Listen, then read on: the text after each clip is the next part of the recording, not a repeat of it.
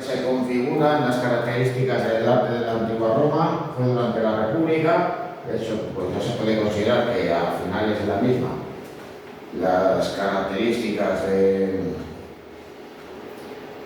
arte clásico de la antigua Roma ya están presentes en su gran mayoría.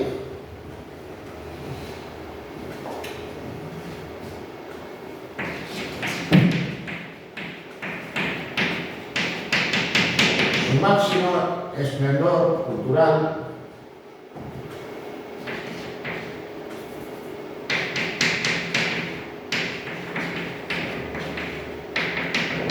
correspondió a la época de mayor expansión territorial, es decir, al llamado Alto Imperio.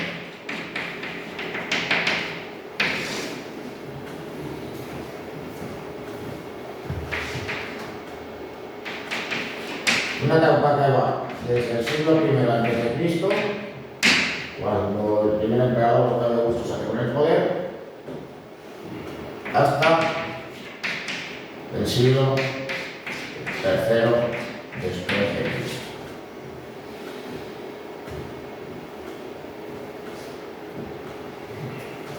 En los siglos IV y V, el Imperio Romano entra en decadencia. Y eso también es reconocible en sus manifestaciones culturales.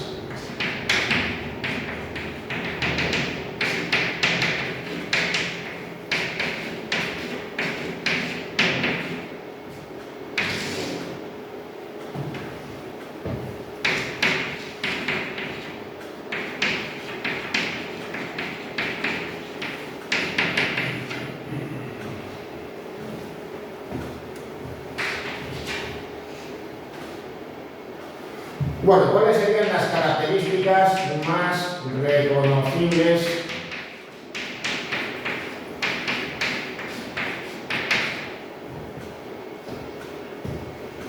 del arte romano? Bueno, pues si los griegos buscaban la belleza, los romanos lo que van a buscar es la utilidad. Sus construcciones tienen que ajustarse a la finalidad y por tanto también las construcciones tienen que ser sólidas y duraderas antes que bellas. No quiere decir que a los romanos no les gustaran las cosas bonitas, ni muchísimo menos. Pero primaba sobre todo ese carácter práctico.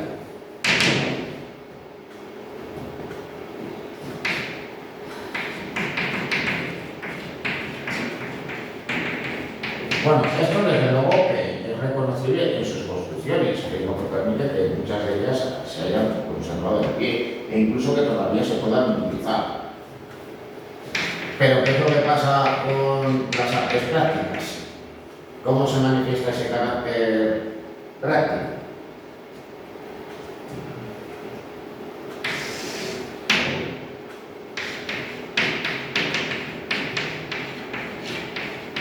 Pues sus obras de arte también van a responder a un carácter propagandístico.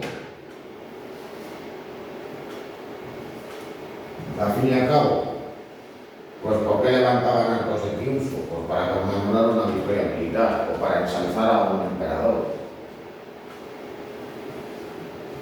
También levantaban pues esculturas de los gobernantes, de los emperadores por cualesquiera partes del imperio.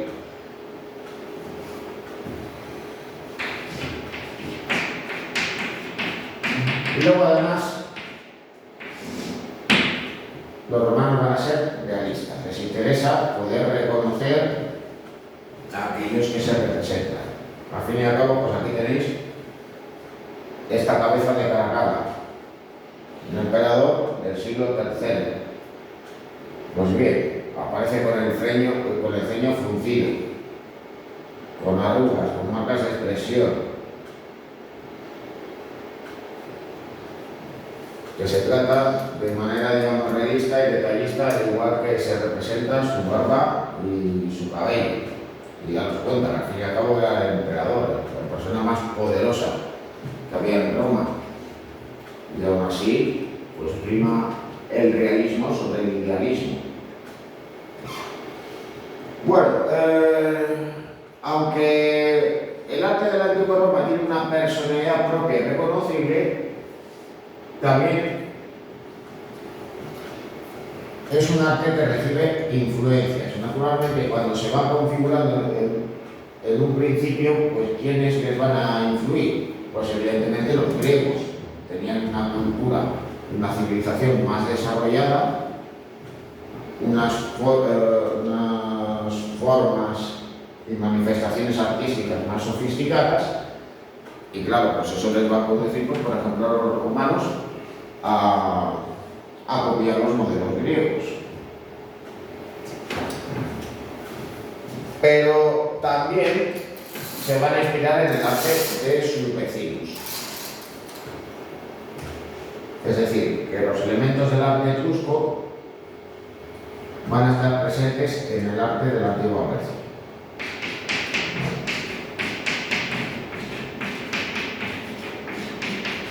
Bueno, influencias recibidas.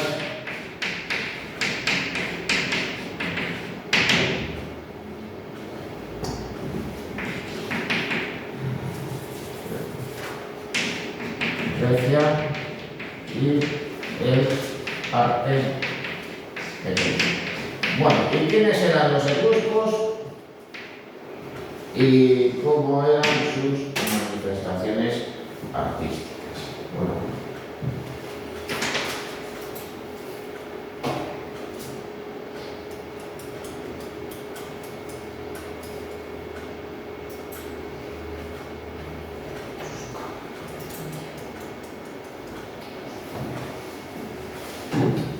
Bueno, pues los etruscos eran un pueblo que habitaba en el centro de Italia.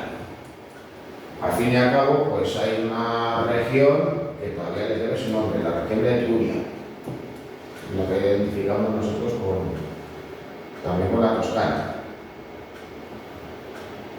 Se trataba de un pueblo que en su máximo apogeo allá entre los siglos VIII y VI a.C. constituyó una confederación de ciudades aliadas, aparte de que también contaban con ciudades aliadas o gobernadas por monarcas etruscos, como lo llegó a ser la propia ciudad de Roma.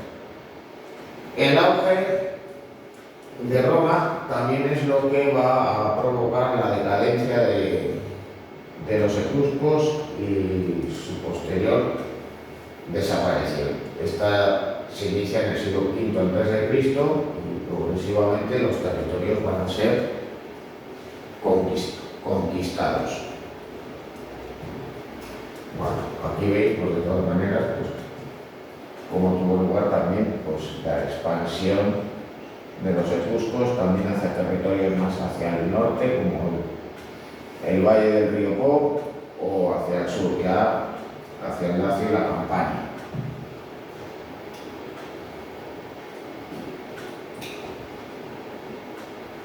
Bueno, pues naturalmente, pues al igual que otras civilizaciones de la antigüedad, se discute sobre el origen de los mismos.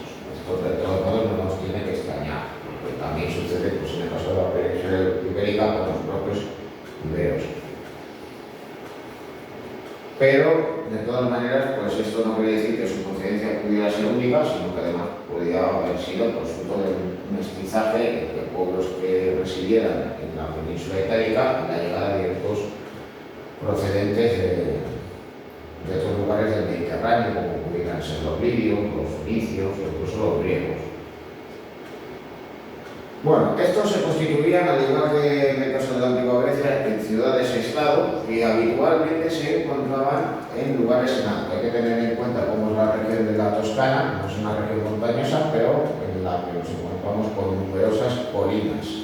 Naturalmente, pues eso para que las ciudades se localizaran en dichos lugares, dichos lugares, que además se apoyaban con murallas. Pues bueno, pues parte del amurallamiento que pudieran tener se conserva, pues, en el caso de la ciudad de Volterra.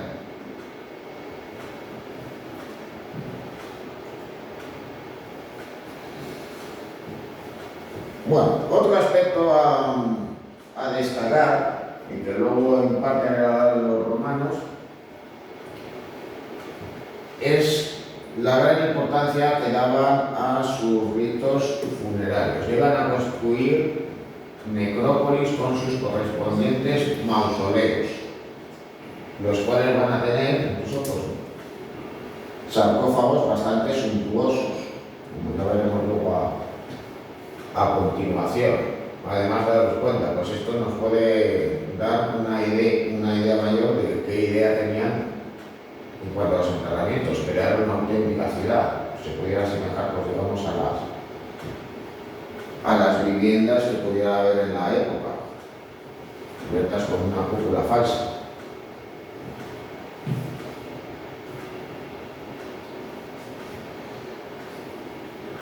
Bueno, de su urbanismo, pues claro, pues cabe señalar el hecho de que rodearan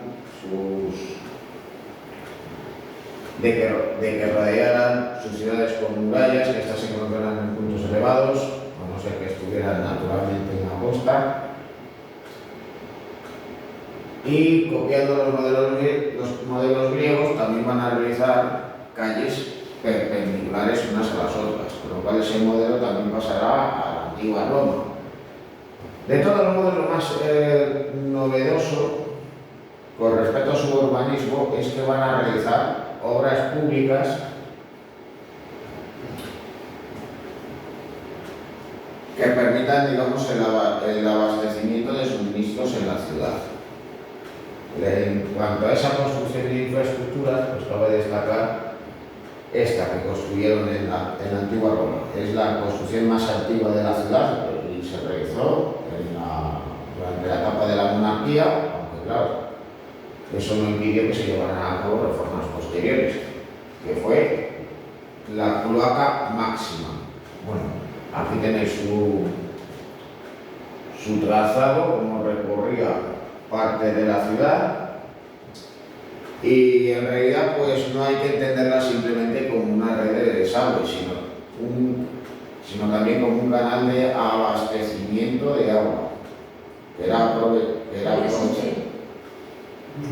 existe, pero claro, está cerrado. Claro, servía para abastecer de agua, pero también para expulsar las aguas residuales.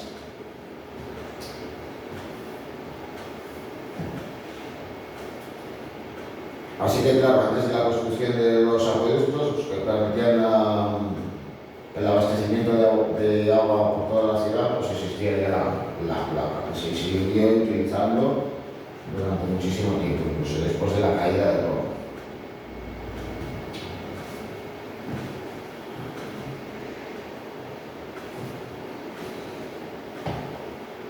Bueno, sobre las construcciones de los etruscos, pues indistintamente van a utilizar materiales pobres y materiales nobles. Van a utilizar la piedra de sillería, que habitualmente de aparejo irregular, con el uso del ladrillo, la madera, incluso el barro. Lo habitual es que utilizaran la piedra en los basamentos y en las murallas. Luego también, ¿cuáles van a ser sus construcciones más destacadas? Pues van a ser los enterramientos y también los templos. Aquí tenéis pues, un ejemplo de tumba, es el túmulo circular que ya hemos visto con anterioridad. En este caso, pues en otra de las necrópolis que todavía se conservan, tenéis pues, parte de una de las murallas etruscas, la de la localidad de Betulonia.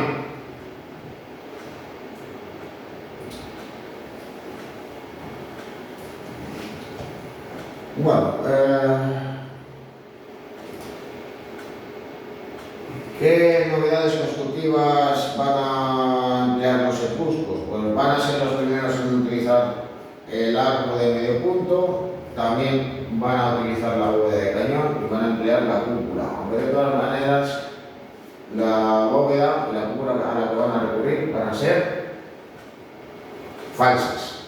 Es decir, las van a construir por aproximación en hilera. Serán ya posteriormente los romanos cuando perfeccionen el empleo del arco de medio punto y utilicen los sistemas de abovedamiento. Bueno. Aquí tenéis pues una tumba, la de la montañera, donde hay una bóveda falsa y donde la cúpula pues, es soportada mediante este pilar. Aquí, en esta otra tumba, lo que sí que hay es una cúpula donde sí que se ha ido realizando esa aproximación en hilera, quedando abierta la parte correspondiente a la clave.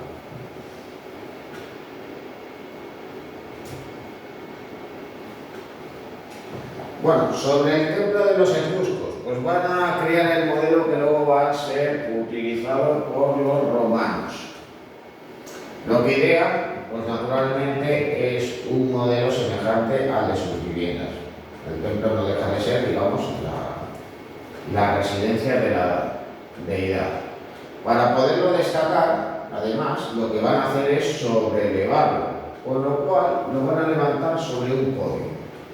Estos templos, por tanto, van a tener un pórtico en la fachada y una escalinata para acceder a la cela delante de ellos. No dejan de ser templos semejantes a los templos próstilos de los griegos. Luego también, y una peculiaridad de los templos romanos, que luego ya veremos de todos modos un poco más en detalle. En vez de tener una única cela, nos podemos encontrar en muchas ocasiones con tres. De ahí que los templos romanos también, en el caso de los templos capitolinos, tengan tres celas o santorums en vez de solamente uno. Con lo cual, claro, en el acceso al mismo nos vamos a encontrar con tres puertas.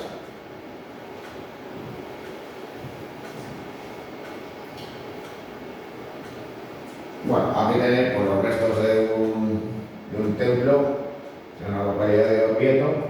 Podemos adivinar pues, las columnas, el pórtico y los accesos a las tres celas del mismo. Mientras que aquí nos encontramos con esa escalinata que permite acceder al interior.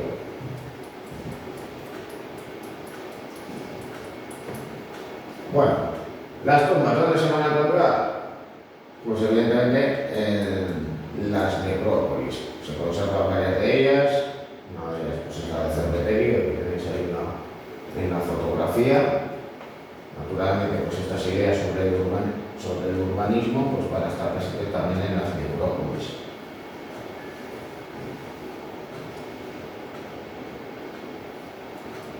Bueno, aunque pueden variar con el paso del tiempo, el modelo de las tumbas etruscas es las de unas construcciones de planta circular, es decir, que se van a cubrir con una cúpula falsa.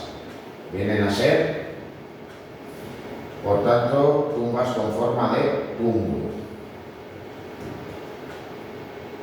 Luego ya también en ocasiones se recurre a muros ciclópeos, especialmente para construir el basamento de la construcción, en las cuales pues, se recurre más a la piedra de aparejo irregular que a la piedra de sillería.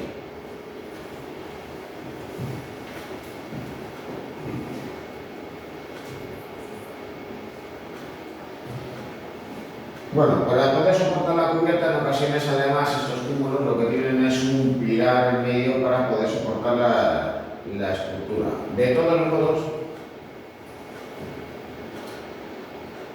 con el paso del tiempo también nos podemos encontrar con construcciones de este tipo. Que claro, pues al asemejarse a una vivienda, pues también nos vamos a encontrar con tumbas que tienen una cubierta a dos aguas y una cubierta arquicavada. Luego, ¿cómo estaban dispuestos los enterramientos en el interior? Pues se disponían los sarcófagos de la siguiente manera. Les ponían alrededor. Luego también hay que señalar otra cosa, y es que no tenían por qué construir siempre una tumba, no tenían por qué realizar un túmulo. También podían excavar en la roca y por tanto tener tumbas rupestres como la que tenéis aquí, que se encuentra en las proximidades de Volterra.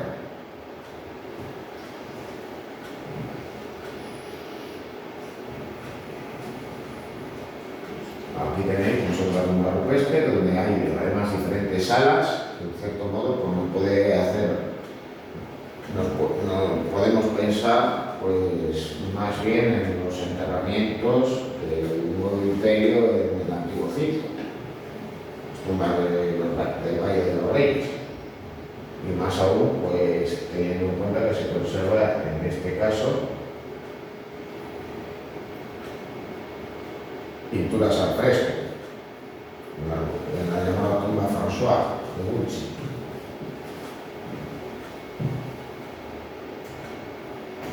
Bueno,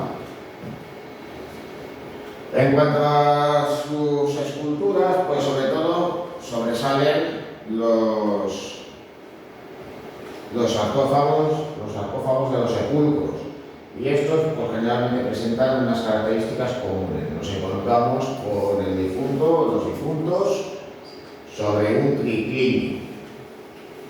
Son obras además realizadas en bulto redondo y que se policromaban, que eso no quiere decir que esta policromía se conserve. Pero bueno, en este caso, pues, en este ejemplo, en el sarcófago de Seranti, sí que es reconocible, la policromía se ha conservado bastante bien. Todo ello, pues teniendo en cuenta que también se van a acompañar con relieves.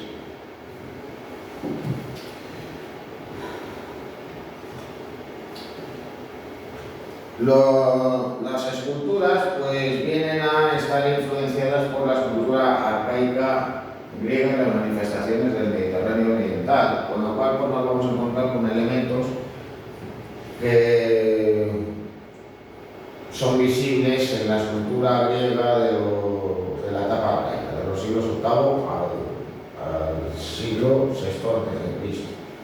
Por eso, como elemento convencional, nos vamos a encontrar con la llamada sonrisa etrusca. Esa sonrisa que está presente en las manifestaciones escultóricas griegas también va a estar presente en las esculturas etruscas. Ya sean obras realizadas en piedra, ya sean obras realizadas en terracota policromada, ya sean obras realizadas en bronce. Bueno, aquí tenéis una excepción dentro de la escultura etrusca. No se trataría de una obra funeraria, no es un sarcófago, sino el relieve de un templo. Esta escena de lucha entre guerreros que estaba en el templo A de la localidad de Tigri. Perdón.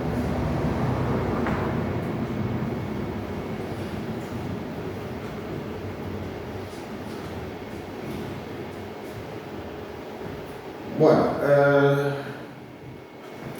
esa influencia de las manifestaciones del Mediterráneo oriental y también de la Grecia arcaica es visible por el tratamiento convencional de las figuras. Se tiende a la geometrización y se huye del realismo. Esto pues, es visible, pues, por ejemplo, en el llamado Apolo de Vélez. Vemos cómo los pliegues de la túnica están geometrizados, cómo hay un tratamiento convencional del cabello, cómo las formas del rostro se geometrizan. Claro, estos elementos propios de la escultura también van a estar visibles en la cerámica, como en esta urna canopo, que observáis aquí donde está representada esta cabeza, con lo cual la urna, digamos que en cierto modo se puede asemejar a un busto.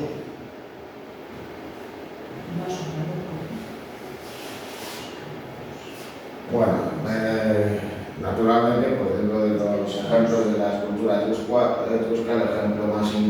aquí más conocido es el llamado sarcófago de los esposos.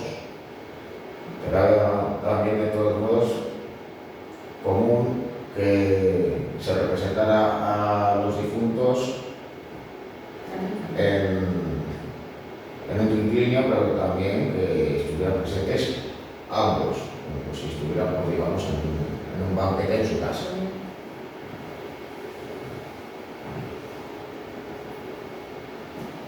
Bueno, aquí ya más en detalle podéis ver en la imagen cómo se recurre a la sonrisa etrusca, aunque de todos modos los etruscos, eso sí, van a experimentar con la composición, van a, digamos, variar y experimentar con las formas. Daros cuenta de que, claro, pese a ese convencionalismo,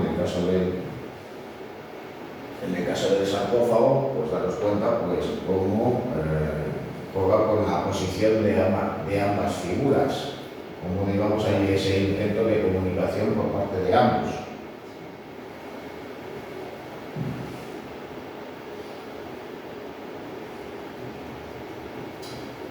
Bueno, ya a partir del siglo IV a.C., en esa etapa de decadencia del arte etrusco, esos elementos convencionales y geometrizados van a ir desapareciendo y va a haber un interés mayor por el realismo, al mismo tiempo que se va a buscar más la interrelación entre los personajes y el movimiento, por influencia también de las manifestaciones del arte helenístico.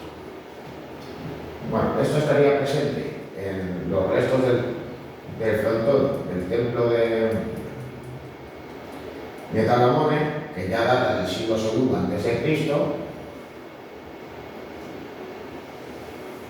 y en la tapa de una funeraria de Voltaire, también de la misma época. Y veis pues cómo ambos personajes, el hombre y la mujer, digamos que se relacionan de manera más evidente. Es decir, ella se recuesta sobre él y le mira, mientras él, digamos, que mira a otra parte.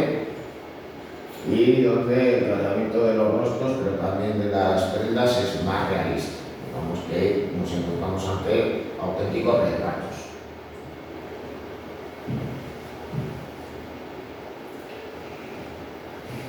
Luego ya, pues también de esta etapa, digamos, final de decadencia del arte etrusco, ya entre los siglos IV y II a.C., pues nos encontramos con estos dos ejemplos. El acuerdo de Scasato, por un lado, más bien los fragmentos del mismo, y el Dorador, esta escultura en bronce. Nosotros pues, podemos pensar en un primer caso de que se trata más bien de una escultura de la Grecia helenística y en cambio en la obra de la derecha pues podemos pensar en algunas de las esculturas romanas que se realizaban con fines propagandísticos de sus magistrados y gobernantes.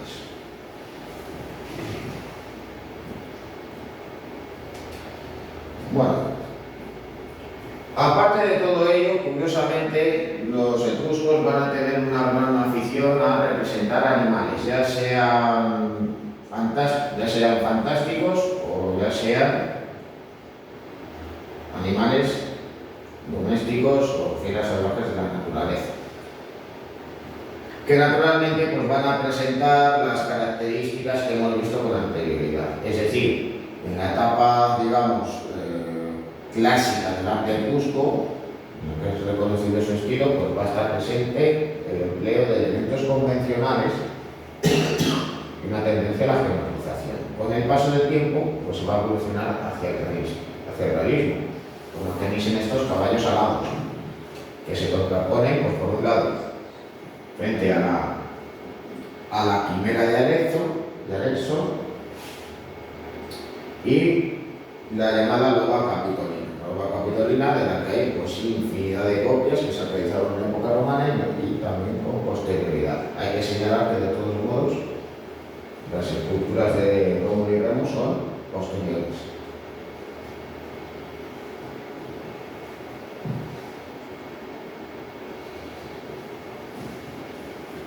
Bueno, de la pintura etrusca, que viene a ser también un precedente de lo que se ha conservado de la pintura romana.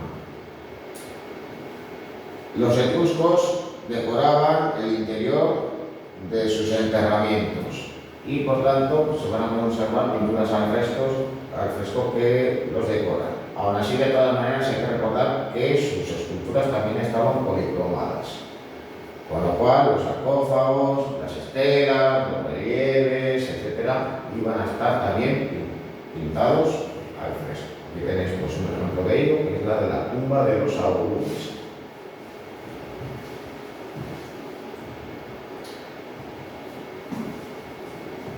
¿Qué es lo que vienen a representar? Bueno, pues al considerar que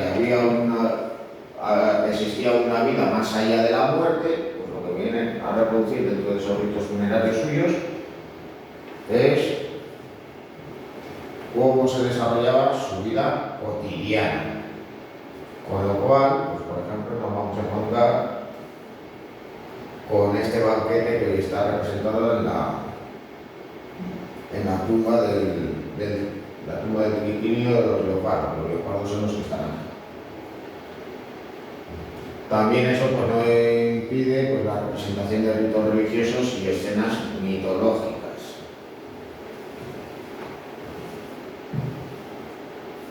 Bueno, aquí tenéis pues, otro de los detalles. Aquí observáis pues, una danza.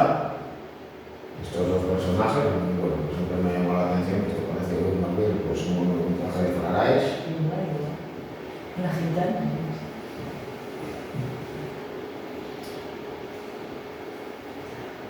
Naturalmente, pues las manifestaciones del Mediterráneo oriental y naturalmente pues la pintura del Antiguo Egipto pues van a influir en estas manifestaciones. De hecho, pues es común la llamada ley de la frontalidad, que pervive en muchas de estas representaciones, pero con el paso del tiempo va a haber un mayor interés por representar el movimiento y también por un mayor naturalismo. De hecho, pues bueno, pues en cuanto a ese convencionalismo lo podemos reconocer aquí, cómo se siluetean los cuerpos, cómo el tratamiento del paisaje es muy simple. Hay un fondo neutro y se pintan estos elementos vegetales, como si fueran árboles o más bien matorrales.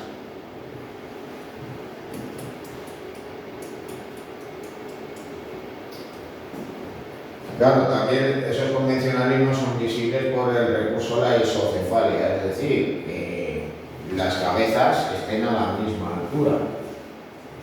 Porque de todos modos, pues también está presente ese interés por la animalística. Aquí tenéis un ejemplo, la llamada tumba de los patos, con los restos de estas pinturas al fresco, que también les llevaba a incluir elementos decorativos. Otros ejemplos de cómo en realidad eran los frescos y cómo se conservan en la actualidad. Aquí tenéis pues, parte de los frescos y la tumba François y cómo en realidad vamos a representar estas escenas de lucha.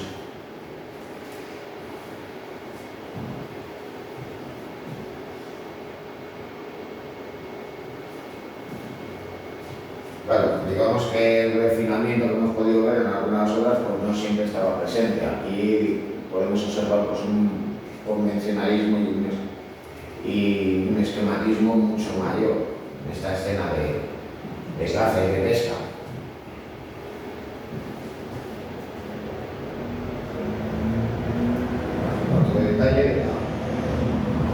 Otro detalle de la tumba François, que hemos visto con anterioridad.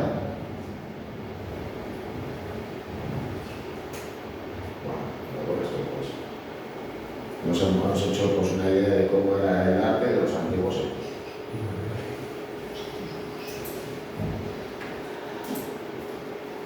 Bueno, ya de todas maneras, pues todo ello, aparte de la presentación que estamos viendo, pues ya os lo enviaré a correo electrónico. Yo no he recibido nada todavía. ¿No he enviado el tema aún? Sí. A mí no. Yo no tengo nada.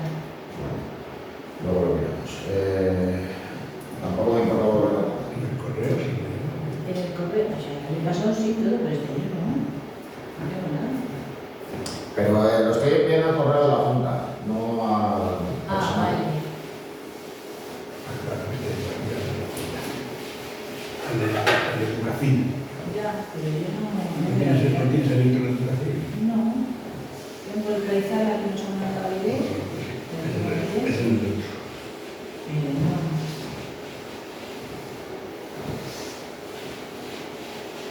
Muy bien. Bueno, arquitectura.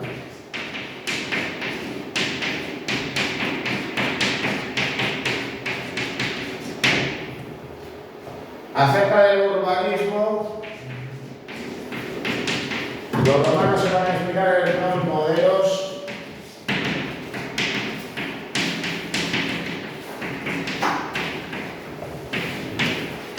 griegos.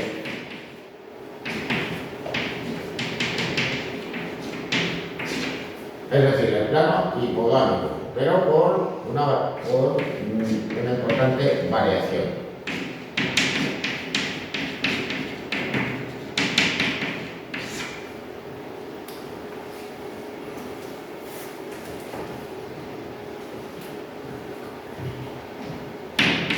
Pero ese modelo también se justifica en sus propios campamentos militares.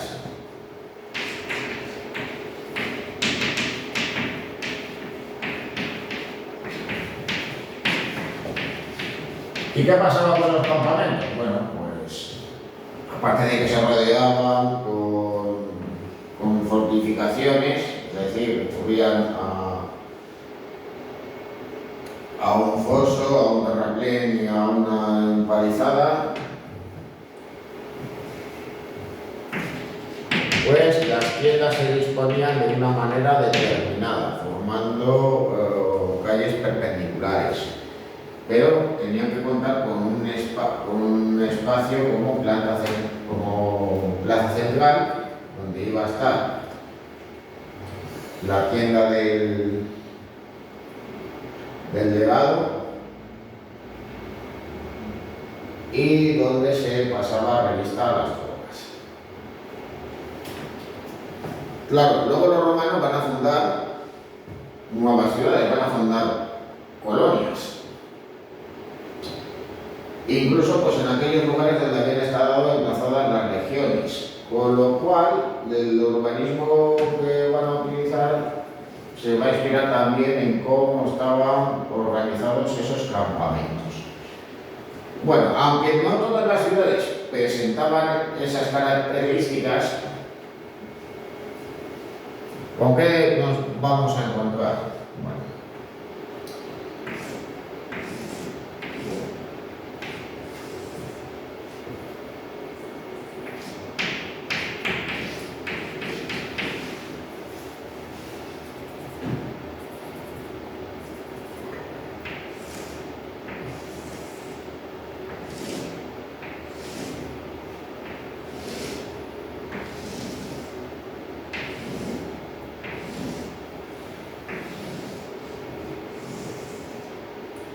Bueno, las ciudades romanas podían tener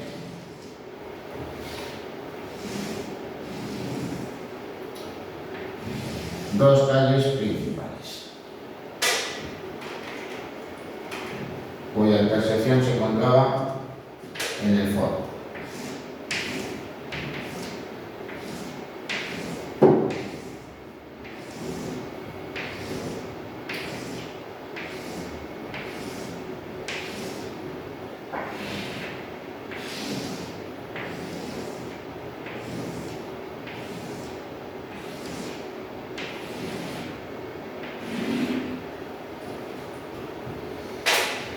Por un lado, la vía Carlos,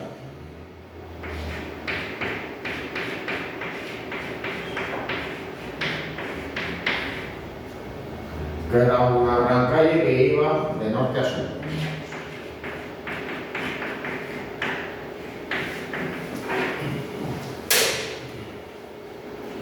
Y por otro lado, la vía de Cumana, que iba de este a oeste.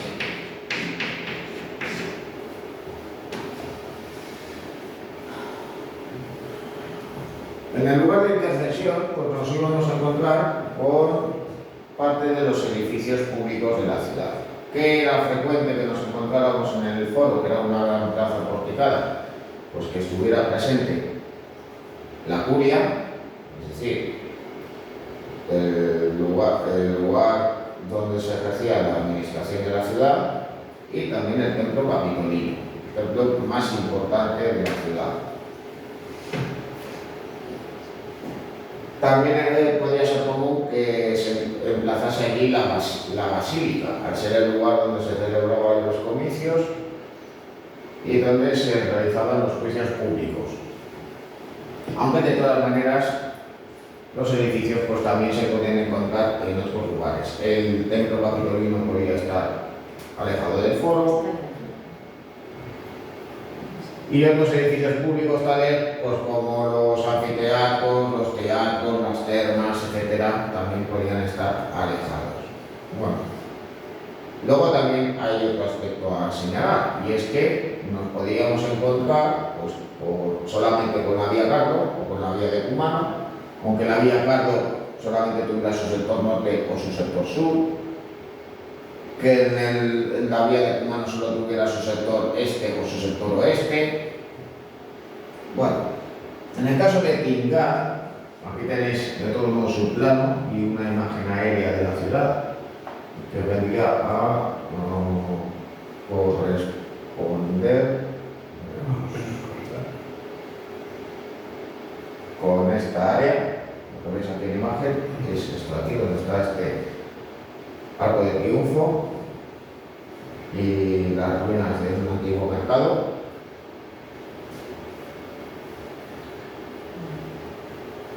Bueno, pues en su caso solo había una vía Cardo Norte y la vía de Cumano, que atravesaba de este a oeste la ciudad, encontrándose el foro ahí.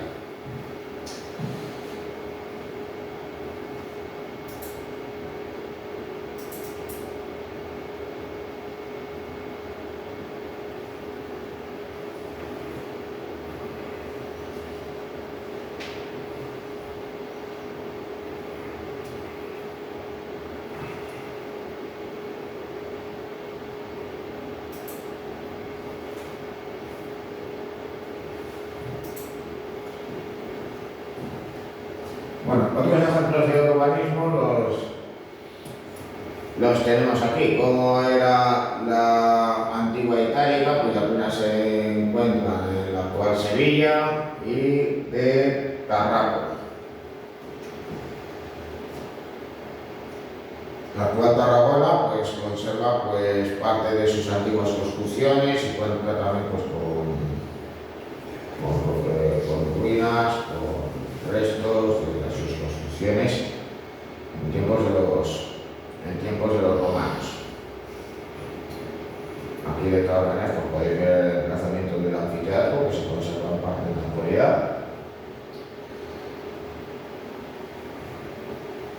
Luego también pues, el urbanismo propio de la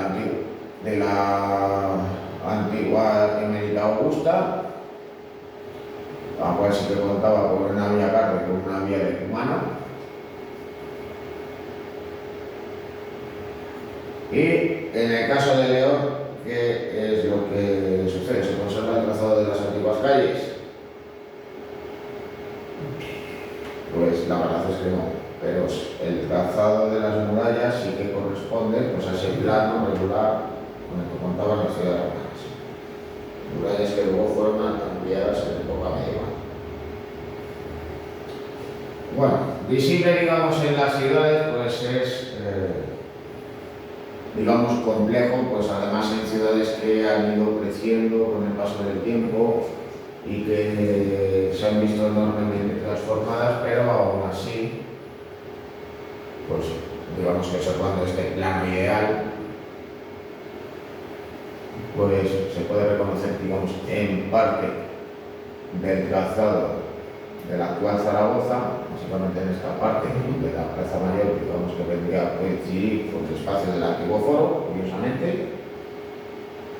Y en el caso de Florencia, pues el trazado de las vías Cardo y de Cumano vendría a ocupar este espacio.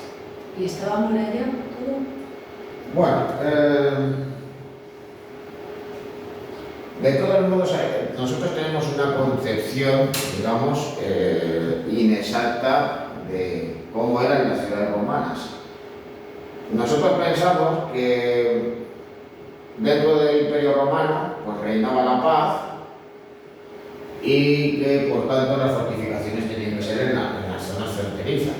Había que levantar pues acuartelamientos, campamentos, murallas como el muro de Adriano, pero que dentro de las juntas del imperio era un remanso de paz. Sin embargo, esto no era así. De hecho, la antigua Roma tenía murallas. Y además, pues cuando el imperio entra en declive, pues las ciudades se van a amurallar. E incluso pues, se van a reforzar las murallas ya existentes, como en el caso de León y como en el caso también de Lugo. Las murallas romanas mejor conservadas del mundo, por cierto. Y veis una imagen de las mismas. Se puede recorrer. Bueno, ya más en detalle lo veis aquí, aunque la tendencia por parte de los romanos es a regularizar los paños correspondientes y que éstas tengan un trazado más o menos rectangular, pues en el caso de Lugo, en buena medida también por la irregularidad del terreno y por la existencia de un poblado prerromano anterior, pues tienen este recorrido que se puede perimetrar completamente, tanto por la calle como por encima de la misma. Pues bueno, si no recuerdo mal, pues no cobran por ello todavía. En la vida sí, ya, ¿no? En la vida sí. Así que bueno. Pero tampoco te gran problema. Bueno, ¿cuál es la gran excepción dentro del urbanismo de la antigua Roma? Pues la propia Roma. Roma era una urbe que llegó a superar el 1.000.000 de habitantes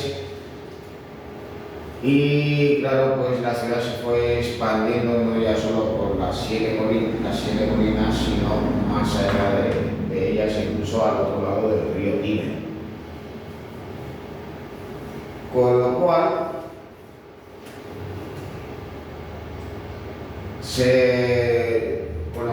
Roma contaba con dos perímetros defensivos: la muralla serviana y luego la muralla aureliana, que en buena medida pues también permitía hacer otra cosa, porque era controlar la entrada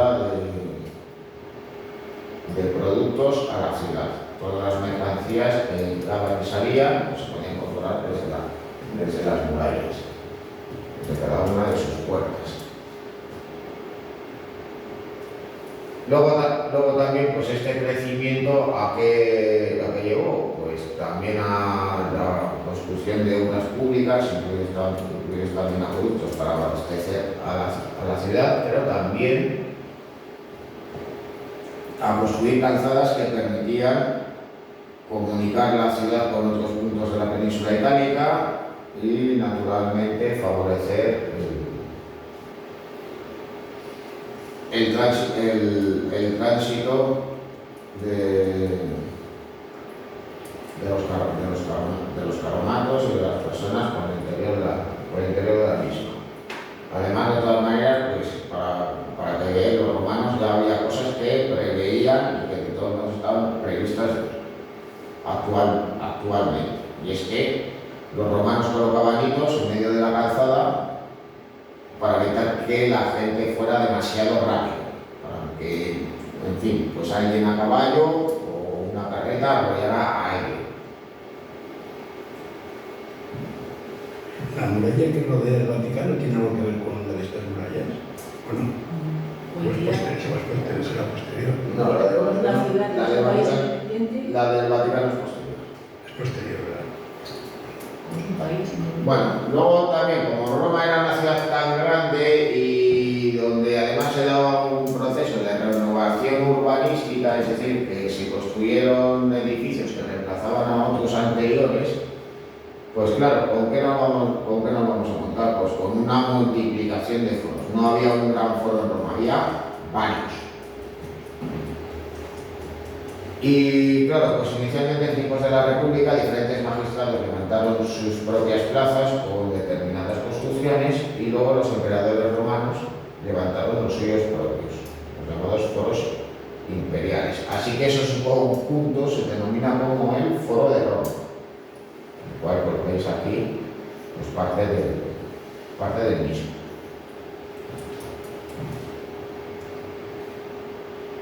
Para que os hagáis una idea, pues el espacio del foro pues correspondía con este espacio que podía tener en tiempos del Alto Imperio más o menos ese aspecto, y que en la actualidad pues corresponde con estos otros espacios donde ya nos vamos a encontrar pues, con otras construcciones posteriores, como es el monumento a Víctor Manuel II en la Plaza de Venecia. Luego ya, pues evidentemente, en el caso de la colina del Capitolio, pues aquí nos encontramos con los palacios capitolinos, diseñados por Miguel Ángel. Esto es en la época de esplendor. No, pero es el plan actual. No, digo, es la época de esplendor de Por foro, de Trajano, el Coliseo. Bueno, hacia el año 50 a.C., pues el aspecto del foro, digamos que era más simple, y como vemos en la actualidad, pues encontraban pues, algunas construcciones, encontramos porticadas también, aquí estaría la curia, nos encontramos con diferentes basílicas, también con diferentes templos, como era además pues, propiamente el templo de Vesta.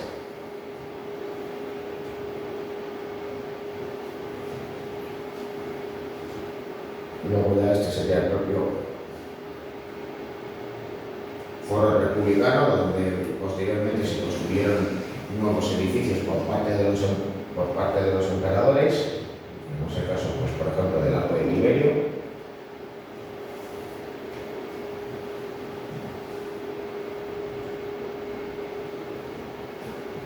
Y este es el plano correspondiente a los foros imperiales ya más extensos, donde nos vamos a encontrar pues, con el foro de Trajano, el de Augusto, el de César, etc. En el caso del foro de Trajano, frente a él nos encontramos con los mercados de Trajano, que ya pues, de todas maneras pues, atender a ello cuando veamos los diferentes tipos de edificios romanos. Bueno, para que os hagáis una idea de la importancia que daban a las infraestructuras los romanos, y teniendo en cuenta que se preocupaban pues, por el abastecimiento de las ciudades, pero también pues, por la limpieza y por la higiene, pues claro, en la antigua Roma no solo se vertían las aguas residuales a través de la cloaca, sino que también contaban con su propio vertedero. Imaginaros que llegaban a Roma cantidades ingentes de mercancías almacenadas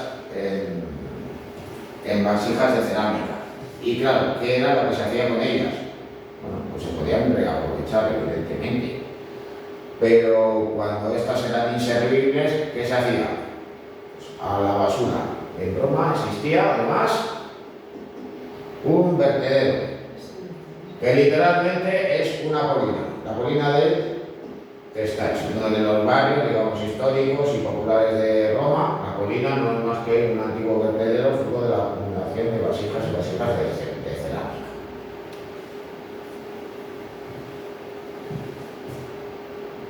Bueno, aquí además lo tenéis en detalle. Se calcula que hay restos de 25 millones de ánforas. Hay que se diga que la colina de Testacho es la octava colina de Roma. Bueno, luego también, pues esta es una de las calzadas que se conservan, la de la vía Apia. En este caso, pues era la que permitía comunicar la ciudad con la región de Campania, uno de los acueductos, el acueducto Claudio. La maqueta una maqueta de la antigua Roma, a ver si la podemos ver un poco mejor, porque vamos, aquí está entrando mucho el sol.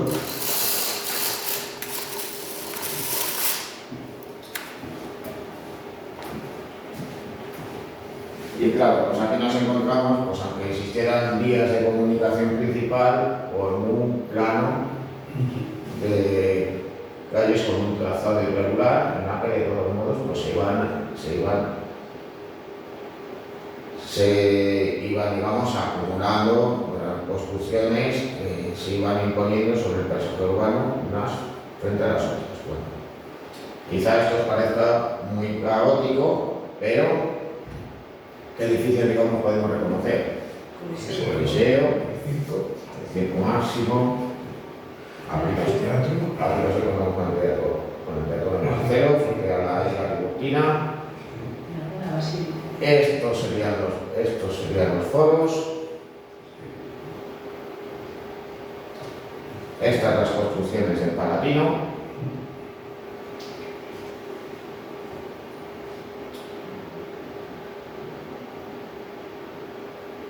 Y no sé si esto de aquí vendría a corresponder al templo capitolino.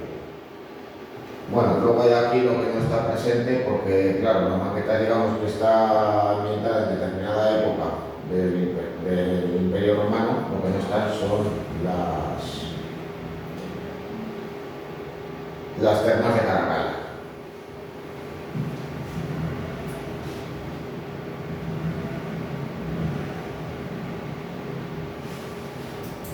Eso no voy a verlas.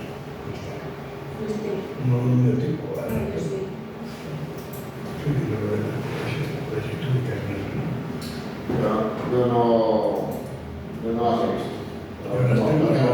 Otra cosa que tengo pendiente, sí, bueno, ya más en detalle acerca de las viviendas. ¿Cómo eran las viviendas de los romanos? Bueno, pues no tenemos que pensar en cómo eran las antiguas villas. Podemos distinguir diferentes tipos. Pero bueno, la vivienda o domus convencional vendría a ser una vivienda con un patio interior en el cual se distribuían las estancias.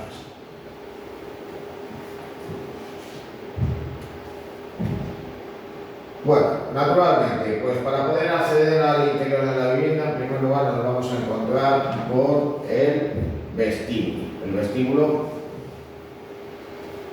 que daba acceso al atrio. El atrio, digamos, no era, digamos, el lugar de recepción, sino la denominación en sí mismo que tenía ese patio porticado. Mientras que el implugim era el estanque que permitía recoger el agua de lluvia. Bueno, en torno a este patio interior se distribuían las diferentes estancias, denominadas genéricamente como alae. Las alae pues, podían corresponder pues, a dormitorios o habitaciones privadas. No obstante, pues había también otros lugares. Estaba el tablino, que vendría, digamos, a corresponder al despacho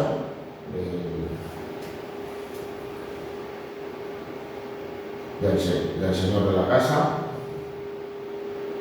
También estaba su propio altar doméstico, el dalario, donde rendían cultos a los lares y penates y también a las efigies de los antepasados.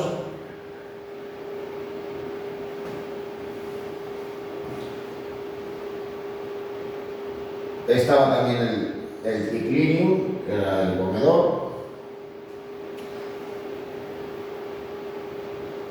y también nos podemos encontrar con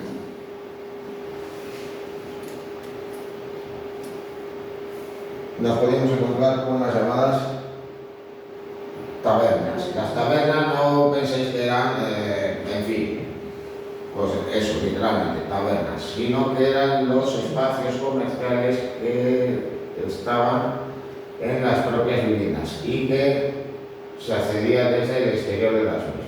Bueno, también las casas de los romanos las dos podían contar con otro patio, ya en la parte posterior, el llamado hortus, que la palabra huerto proceda de... Pero esto sería de un patricio, un senador o de eso. No. No sería del pueblo llano.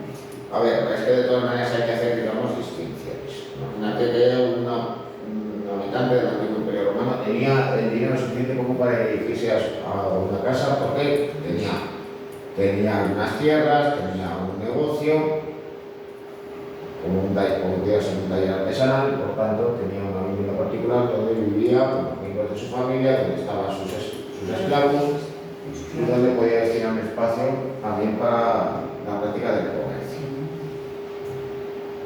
Pero ¿qué pasaba si eras de todos modos alguien más poderoso?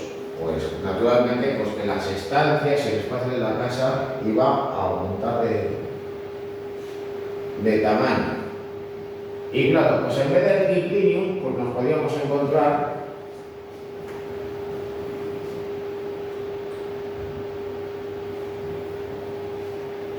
con otros comedores, es decir, podíamos encontrarnos con un comedor, digamos, de uso común, de uso diario,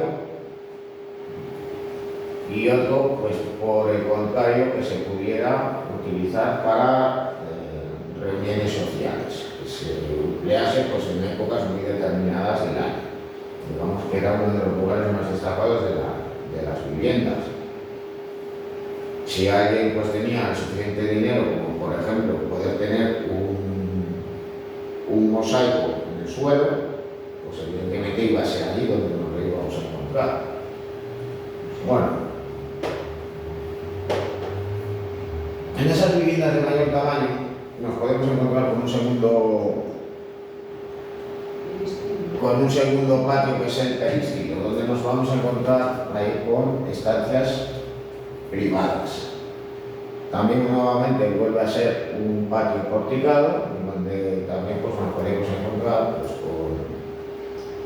con una zona jardinada, con objetos artísticos, etcétera, etcétera.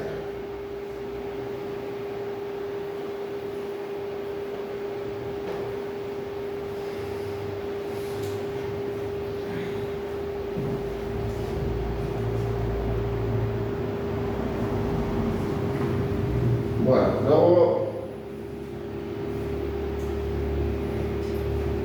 aquí tenéis un ejemplo de una vivienda romana, una domus pompeyana, y en este caso, pues lo que sí que podéis observar es cómo se van distribuyendo las estancias en torno a los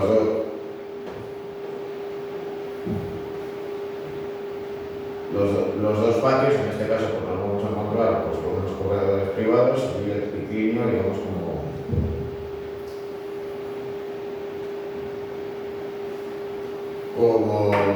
como comedor principal. Aquí estaría el tablillo. Luego también, pues evidentemente, pues en las viviendas había un espacio destinado a la cocina. Si se estimaba necesario, podía haber literalmente un baño, que sería como letrina. Porque, aunque nos pudiera parecer un tanto increíble, pues en las ciudades romanas existía el abastecimiento de agua corriente, con lo cual pues podían contar con este suministro cada una de estas viviendas. Si el agua corriente no llegaba, pues entonces ¿qué era lo que había que hacer? Pues cargarla desde fuentes. Pues unas fuentes. El río. Bueno, ¿y qué pasaba con aquellos que eran pobres?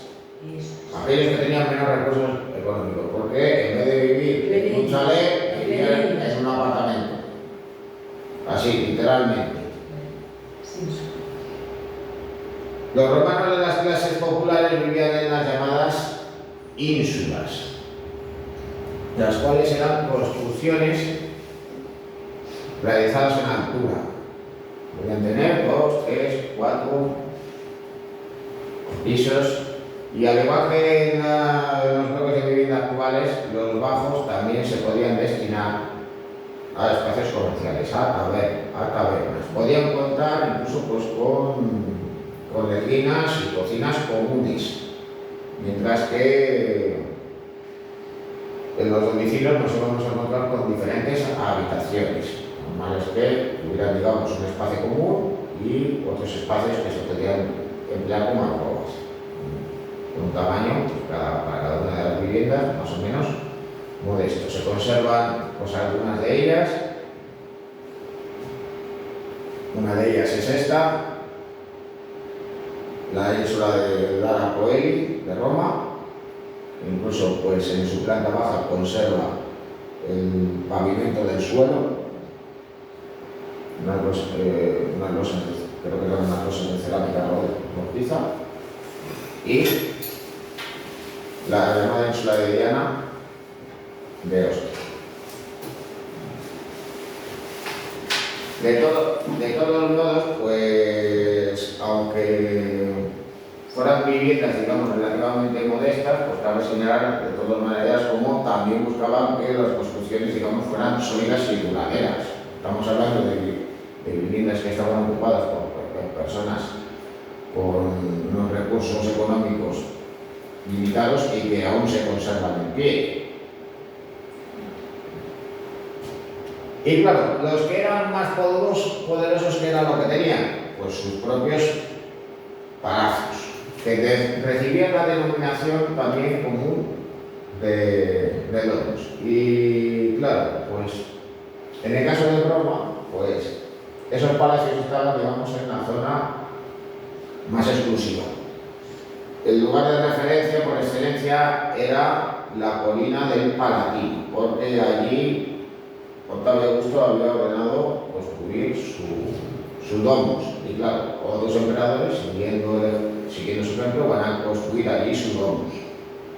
De hecho, pues el término palacio procede precisamente de la colina del Palatino. Bueno, aquí pues veis en esa reconstrucción ideal donde se encontraba esos palacios, la domus augustana, la Flavia,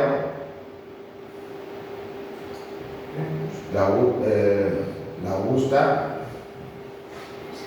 la de Septimio Severo, el llamado Estadio, aunque de todas maneras hay que señalar que había otros palacios más en Roma que no se encontraban, no tenían por qué localizarse única y exclusivamente allí. Bueno, aquí tenéis los restos de estas construcciones, como la Domus Livia en el Palatino, es decir, el palacio de la mujer de Octavio Augusto, los restos del Estadio.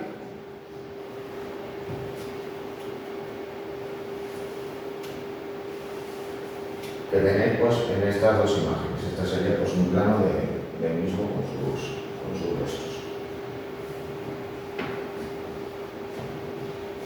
Luego también pues, imágenes del mismo, pues, estaría el llamado Septizodium, el cual pues, tenía de lo que se conservaba, tenía este aspecto del siglo XVI, vemos que era una suerte de galería porticada,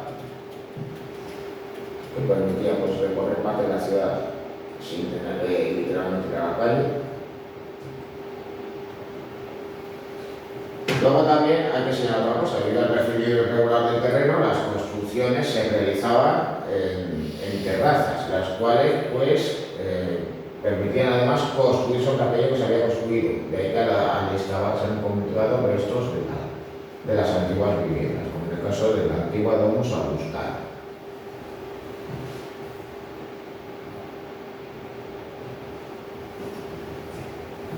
Claro, aparte de vivir, digamos, en la zona más exclusiva, pues que podían pensar los más poderosos, pues, ¿por qué no tener una casa en los alrededores? Para estar más tranquilo, para estar más desapercibido. Y uno de los ejemplos más importantes era la villa de Livia Drusila, conocida también como la villa de Prima Porta. Esta es conocida sobre todo por la estatua de Octavio Augusto que se encontró allí.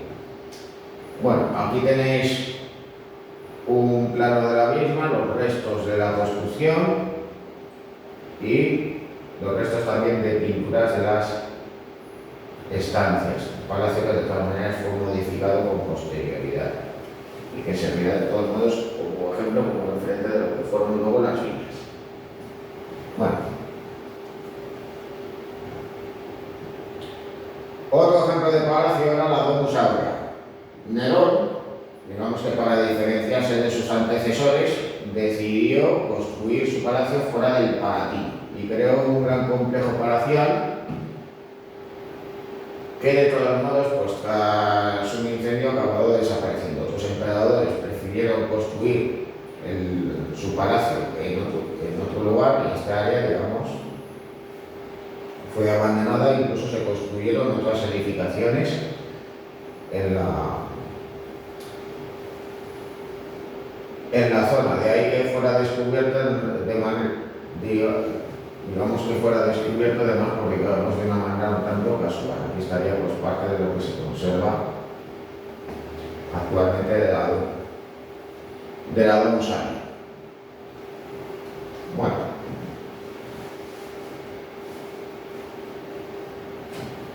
aquí tenéis pues restos de las mismas, donde también pues cabe destacar las decoraciones que están realizadas con pinturas al fresco. Hay que señalar una cosa, y es que los romanos empleaban materiales pobres, pero que luego les revestían para disimular esa pobreza. Les interesaba que la construcción fuera sólida, pero claro, también les gustaban las cosas bonitas.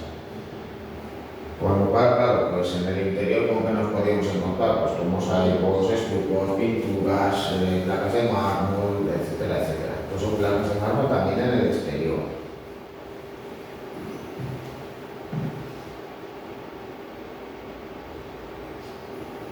Bueno, ya en el Bajo Imperio, pues ¿qué es lo que pasa con los palacios?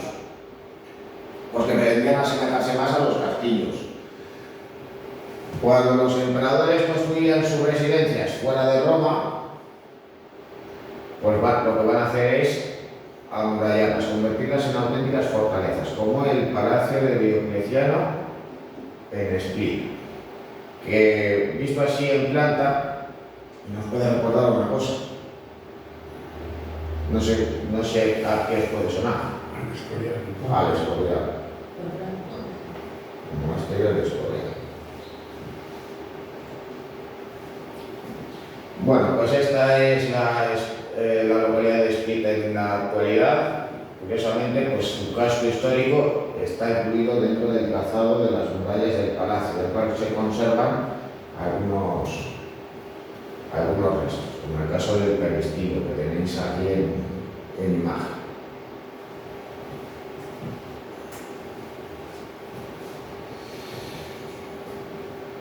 Bueno, y luego ya por último las villas, que eran las villas. Pues en un principio eran los palacios campestres que los más poderosos se construían en lugares alejados, como la villa de Prima Porta, como hemos visto con anterioridad, o la villa Ionis de Capri, que se levantó Tiberio. Tiberio, pues sobre todo ya pues, en sus últimos años, pues tenía un comportamiento que como mínimo se podía considerar como extravagante, no deseaba residir en Roma, delegaba los asuntos de gobierno y estaba aislado en la isla de Capri, donde estaba su palacio.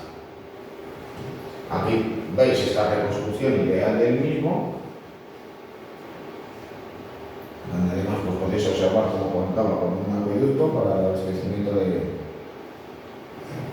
de agua.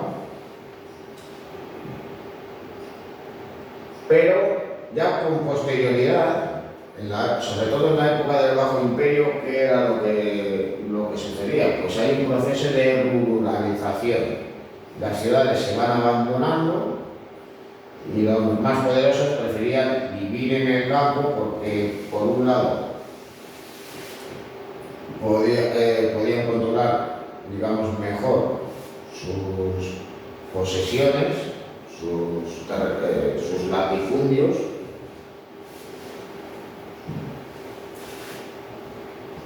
y luego por otro lado, habitar en las ciudades ya no era cómodo, ya no era seguro, y por tanto era preferible vivir en el campo.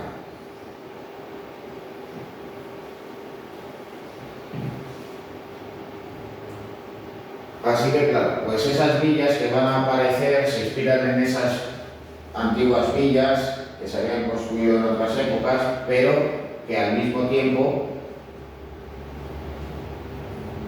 van a ser explotaciones agropecuarias. Es decir, que podemos pensar que estas villas eran semejantes a los cortijos, aunque de un tamaño mayor. ¿Por qué? Porque nos íbamos a encontrar con propiamente la vivienda, pero también con espacios propios de las explotaciones agrarias. Nos podíamos encontrar con pequeños talleres artesanales, nos podíamos encontrar con molinos, nos podíamos encontrar con almacenes y silos, nos podemos encontrar con cuadras y establos, etcétera, etcétera.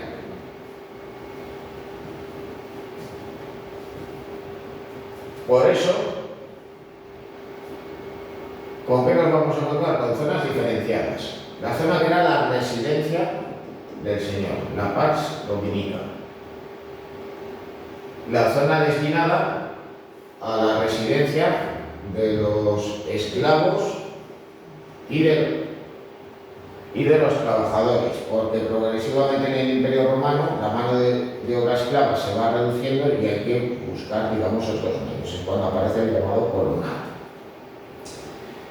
Y luego la Pax Fructuaria, que era la parte correspondiente a la explotación económica en sí. Bueno, aquí de todos modos pues veis todos esos espacios diferenciados, donde podéis reconocer pues, además de diferentes elementos, incluso también un palomar, un columbario.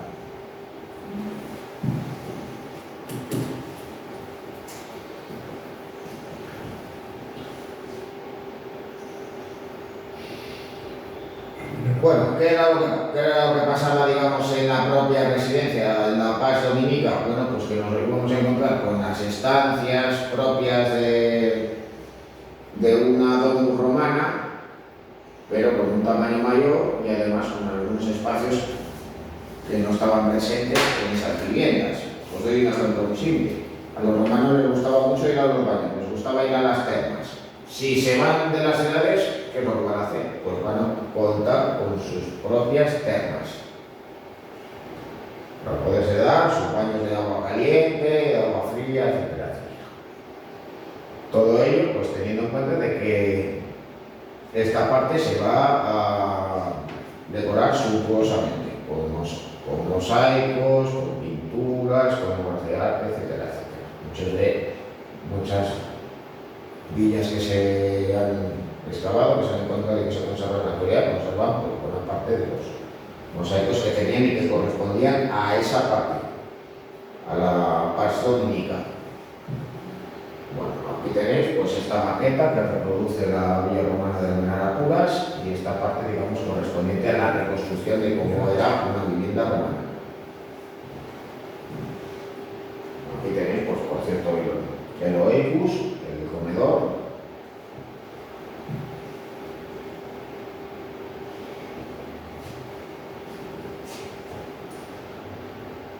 Bueno, aquí naturalmente pues tenían que contar con un hipocausto para poder calentar el agua.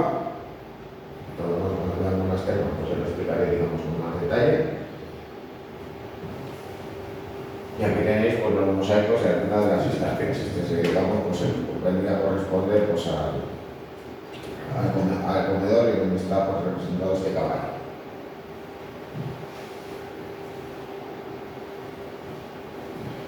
Bueno, la villa romana de Almena de Puras es la más importante de las que se conservan en Castilla y León, junto con la villa romana de la Almena, de Cosa de la Vega, en las cercanías de la localidad de Sandaya. Claro, aquí ya nos vamos a encontrar con esa multiplicación de estancias, unas correspondientes, y vamos a la explotación económica del latifundio y otro correspondiente a la vivienda. Luego además, pues veis esta torre, pues podéis servir como lugar de observación y vigilancia, pero también como almacén, igual que estas otras dos.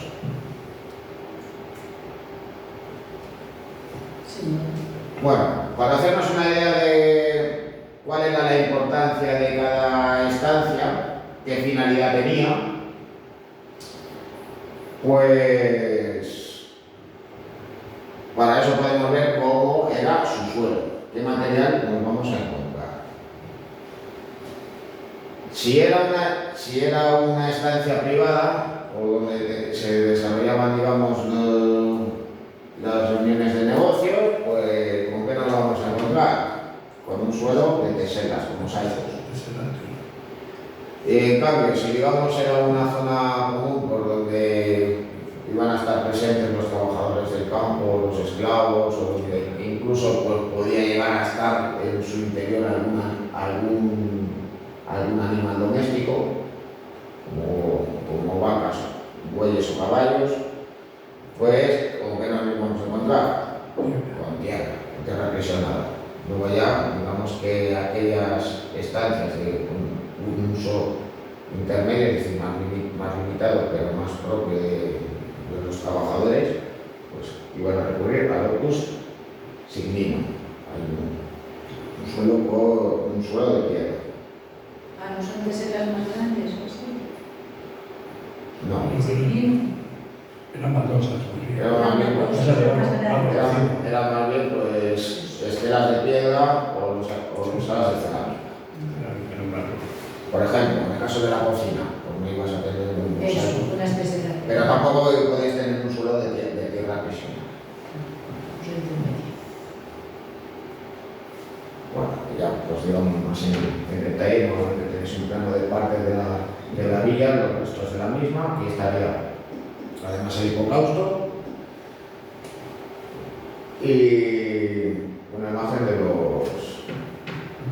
los mosaicos, que son los mejores que hay en Castilla y León. Son bonitas. Bueno, y ya lo dejamos por ahí.